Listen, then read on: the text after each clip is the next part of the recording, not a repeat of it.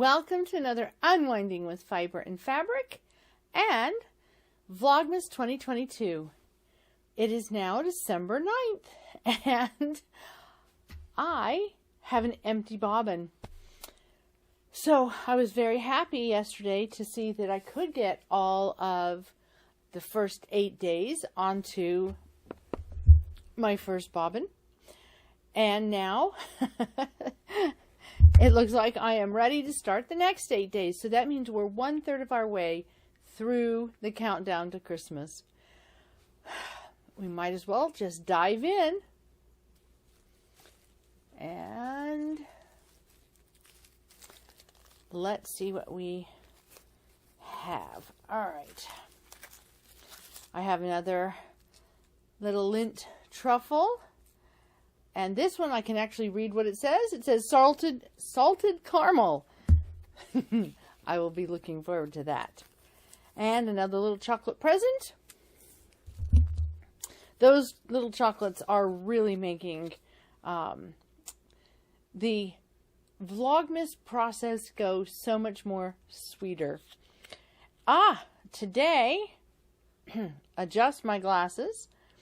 Today, it says I have moss. Not that I expect that you can read that, but that's what it says. It says moss.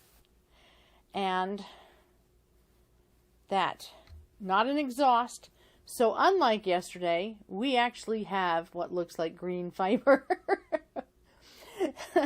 It cracked me up as I was preparing the video yesterday. Oh, let me double check down here. Nope, it has adjusted. As I was preparing the video yesterday to upload and seeing how blue that evergreen was, it cracked me up a little. I found it amusing. But when I started with all of deciding to go with the green family, I thought about doing green, yellow, and blue and having that entire section of the color wheel. So by using the by exhausting the dye baths on some of the, on half the fiber, I did end up technically getting green, yellow, and blue fibers that will blend together. But moss is another one of the colors that I have really grown fond of. It's interesting. When I was a young girl, I was not a fan of orange or green. And that may have had something to do with the fact that I am a 70s child. And in the United States, orange and green were a little too prevalent in housewares. And so maybe that's why I was turned off a little bit about from those colors. But as I've grown older, I have come to really love the orange and greens. Maybe not enough to have them as a stove or a fridge in my home, but definitely to spin with. Oh, so here behind me is my little polymer clay from yesterday's challenge, and oh my goodness, that was a challenge. I was a little more tired than I realized, and so I think I might have been a little loopy finishing that video. But I'm feeling a little more rested today. And I did enjoy working with the polymer clay. It was definitely a challenge. Not just a suggestion, but a challenge. But it... Whoops, about to drop that. But it was interesting because we did a lot with the polymer clay a number of years ago. And then occasionally I like having it on hand because I've made polymer clay buttons for different clothing projects. You know, there's a number of times that it's just really great to have a modeling clay on hand when you're a crafter. So it is it's a good thing, you know, good pantry item, crafter's pantry item to have on hand. But I haven't done a lot with polymer clay since the early, you know, playing with it with the family. And I forgot a very important prep that you needed to do when working with polymer clay. That you need to make sure that the surface that you're working on is as lint-free as possible.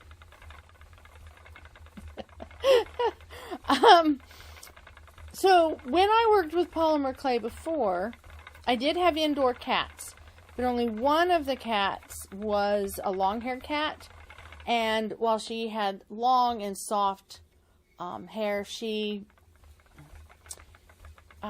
and she did, you know, shed and things like that. It didn't seem to be the kind of hair that got into everything, that was into everything, and was everywhere.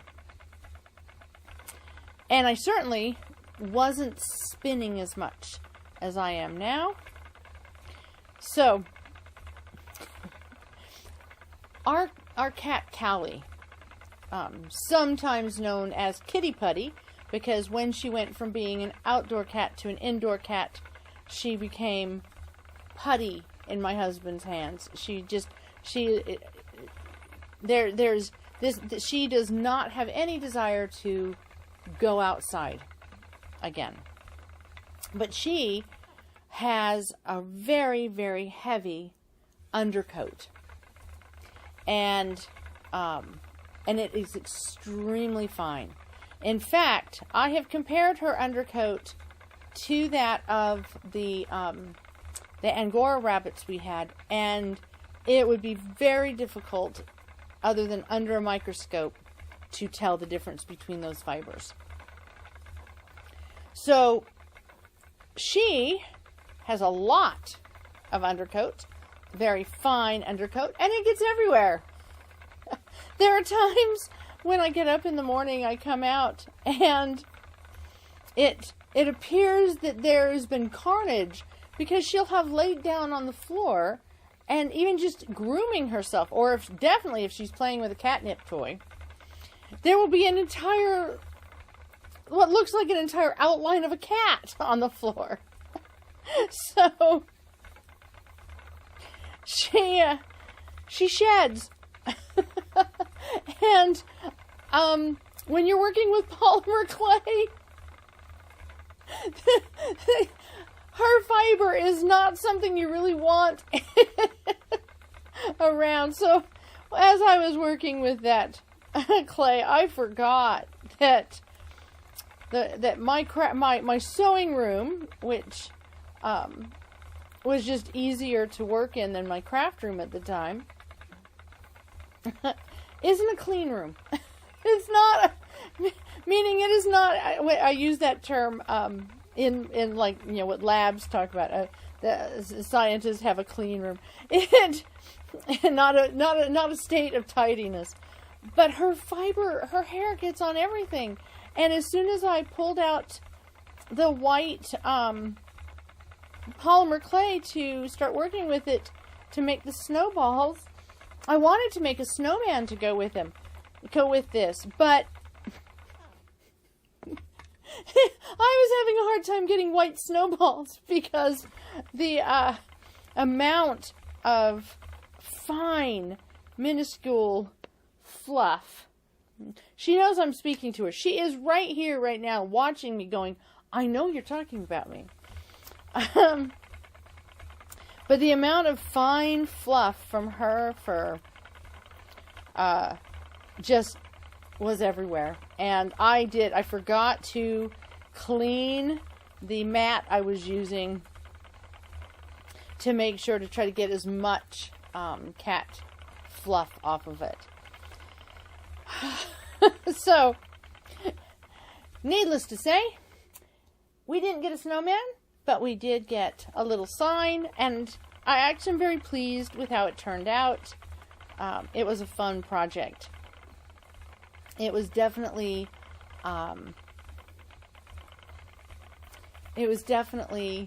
a change of pace and something I probably would not have actually remembered to do this holiday season if I hadn't had the suggestion in my suggestion jar.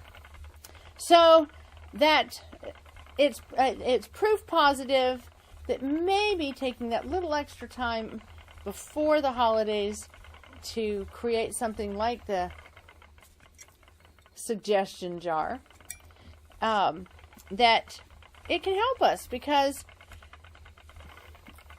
you know, in my case, as I was mentioning in my last vlog, I homeschooled my kids, and my daughter was very artistic, and I was always trying to find, and she was artistic, but she was a tactile artistic person. She was very drawn to, there were a lot of craft shows we were watching. She was very drawn to the ones that had much more tactile supplies and the nature of it. There was a show we were watching for a while that she really just loved, that they did a lot of metal work. So they would recycle, you know, things that would go to a scrap heap, and they'd recycle it and using welders and all the materials that you know, in order to work with metal, and would make art out of this reused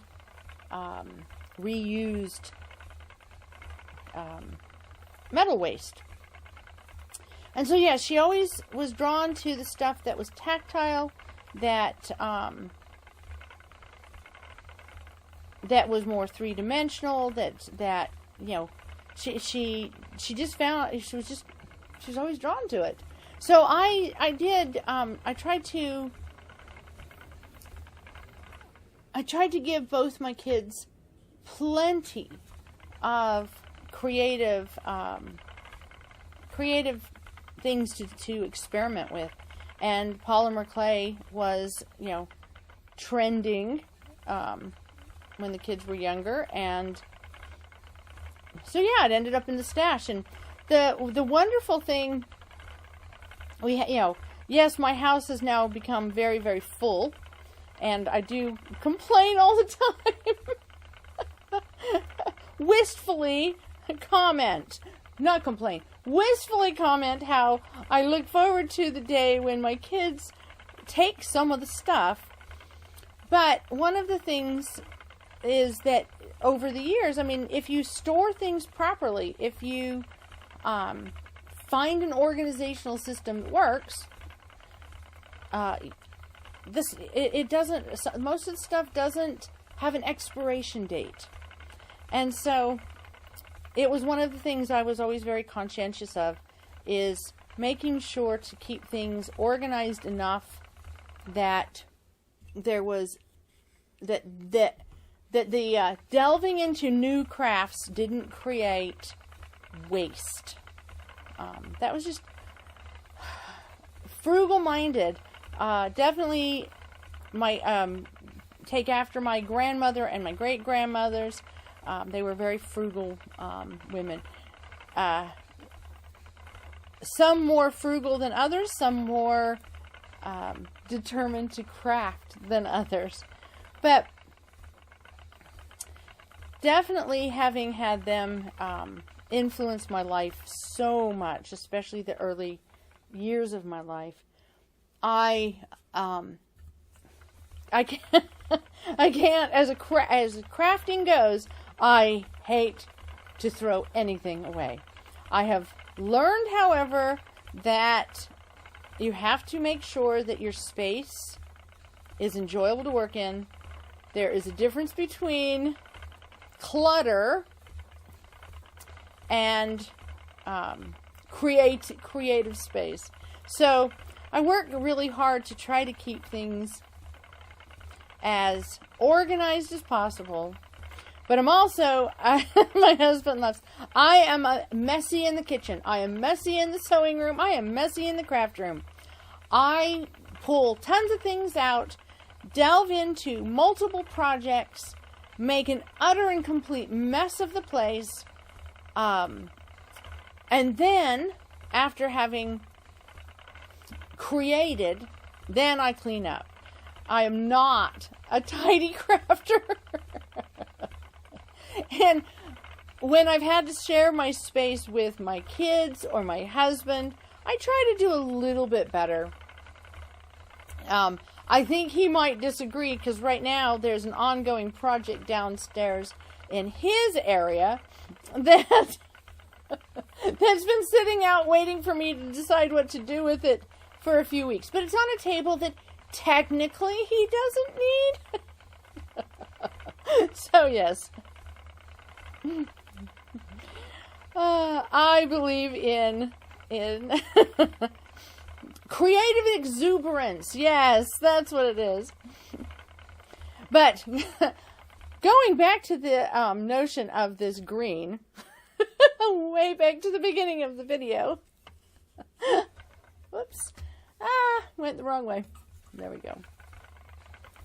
Going back to the beginning of this video and talking about this moss green. As I was saying, I have developed a greater appreciation for the greens and the oranges as I have grown older. And yeah, the earth tones. I've always been drawn to winter colors, darker colors, jewel tones. I've never been a pastel summery type.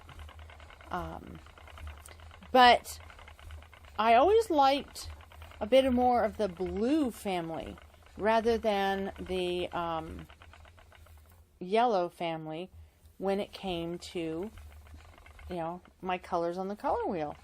And definitely red. I've always been, drawn to the red. So I guess you could say that's why I like purple, is because red and blue are more dominant in my thinking. But as I have gotten older, I've become much more appreciative of those yellowy greens, the yellowy, having the yellow and the blue come together, but also having it on the yellow side, not so much on the blue side as it is on the yellow. And I am trying not to sneeze. There's based on, oh my goodness, I don't know, I'll show the other camera shot, but based on what's on my lap cloth right now, I'm surprised I'm not sneezing like crazy. This fiber has been carded, this fiber has been washed, but clearly this specific handful had a little bit extra vegetable matter in it, because my drop cloth is fairly dirty. Somebody in one of the comments on, I believe it was on my Instagram last week, asked about why I had the lap cloth, and this is definitely a case where it's good to have. As a spinner, we know that really the only way we're going to ever deal with vegetable matter, if we're processing it ourselves, is with a vacuum. But this keeps my clothes a little bit cleaner, just a little bit. And we are now at the end of the 9th spinning, and the new bobbin is, I remembered to move everything along. The new bobbin is has fiber on it. So let's go ahead and quickly find out what craziness I am going to do today. And if it says play with clay again today, I'm going to cry. Papercraft. Okay. So I'm going to do some papercraft, and that's really a good timing because I do need a few Christmas cards done up for the upcoming different Christmas parties. Specifically, my husband has one coming up. So, paper crafting it is. I hope you've enjoyed another one of these unwinding moments, and I hope that you are doing well, that you are enjoying this December, this December, in our case, gray skies, chilly weather, but it is a holiday season. And my daughter shared with us some wonderful, a wonderful tradition where she's at, where they light candles to welcome in the holiday season. And so whether we're in the northern hemisphere or the southern hemisphere, regardless of where we're at, or in her case, on the equator, I hope that you're having a wonderful holiday season. I hope that there is lots of light in your life. And if not, I hope that you can find a candle and light up the room and your space yourself. So, until tomorrow, I wish you the best, and we'll see you then.